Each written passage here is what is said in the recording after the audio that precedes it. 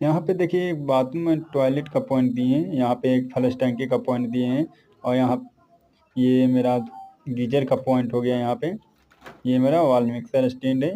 ये एक मेरा टंकी का पॉइंट हो गया। ये देखिए शावर का पॉइंट हो गया। ये मेरा टंकी का पॉइंट हो गया। ये मोटर का एक ताज़ा पानी है, एक टंकी का पानी है। यहाँ पे एक बेसिन का पॉइंट दिए हैं, तो उसके लिए मैं दिए हैं। ये मेरा पॉइंट हो गया सर। ये फिटिंग की है तो